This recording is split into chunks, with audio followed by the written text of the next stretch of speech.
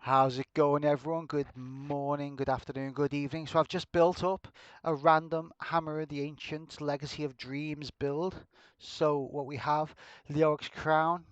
This just because it happens a few primals. This was last season's go-to S tier build. It's not anymore because Boulder Toss Raycore has taken it over, taking effect of the Altar of Right secondary talent tree, basically. So yeah, Leoric Crown, Strength Fight Crit. Fury the Ancient, Strength Fight, Area Damage Cooldown, Mage Fist, Strength Attack Speed Crit with Fire Skill increase because we're using the Fire Skill for Hammer of the Ancients. Smash, Syndicate, Fire Damage, Strength, Reduced Damage from Elites. Blackthorn's Joust and Mail, Fire Damage, Strength or Resistance. Witcher Hour, Strength Fight, Attack Speed Crit. COE, Band of Might, standard stuff. Oh, I'm not even actually wearing the right feet as well. I don't know why I've done that. So where are they? There they are. They're in my inventory anyway. Ice Climbers, Armor, Strength, Vite, or Resistance, reduce damage from cold attacks and immunity for freezing and mobilization effects. Awesome. Squirt's Necklace, Epic. This is pretty much what they say on the meta. Gavel of Judgment. I could leave do with Morlock's Brace in the cube, so Wrath of the Berserker gains the effect of every room, just I haven't extracted its power yet because I've been using it. Obsidian Ring of the Zodiac for cooldown. I'm just going to throw it to a basic 110, just see how we go, see what happens. I've never played this build before for the season. As you know, I've completed the Altar of Rights, so just whirlwind round to get to your position and then pop all your bits. So here we go, we have there.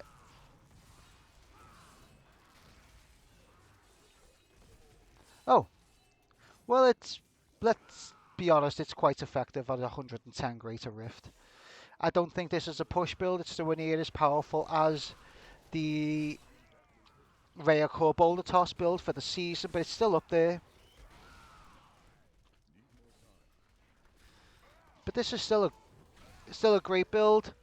So you want to be raining those hammers down. You want to proc the Obsidian Ring of Zodiac to give you those cooldowns, so you have unlimited pain. Because my cooldown at the moment is probably terrible. I'm going to sacrifice myself to show you the details. 44% cooldown now. I knew that was going to die anyway. You probably need closer to 55 to 54, 66% cooldown.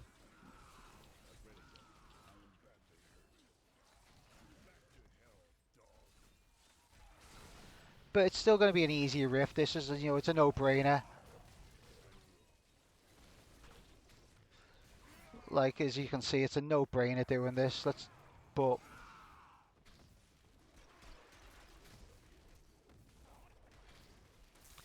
I've not even bothered with because this is only low level anyway. I ain't even worried about the Oculus or gaining mobs around for the Conduit or because it's a no-brainer, this rift.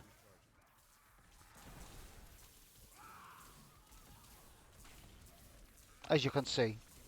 It's only 110, so it's a beginner rift. If you struggle with 110 at the moment, you're not going to struggle much longer when you get through the season, when you finish the Altar of Rights and get some practice in.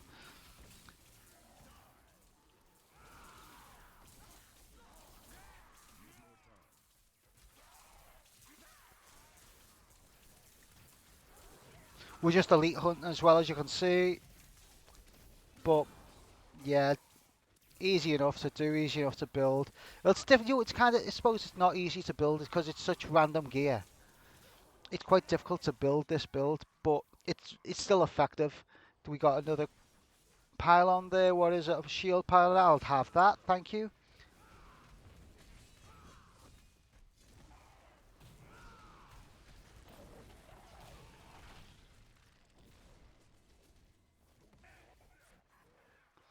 And see what the next level entails. There we go. But yeah, this is the Hammer of the Ancients build right now. I say I'm never going to push with it. I'm going to always use for the season the Rare Core 4-piece Captain Crimson 2-piece Boulder Toss build. But this showing you what other builds there are there.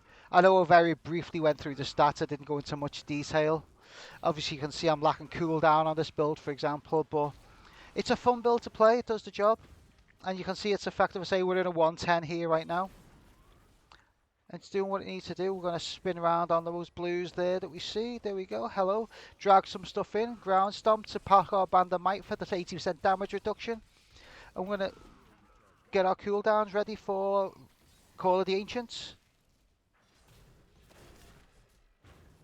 We got our third pylon there, speed pylon, which is cool.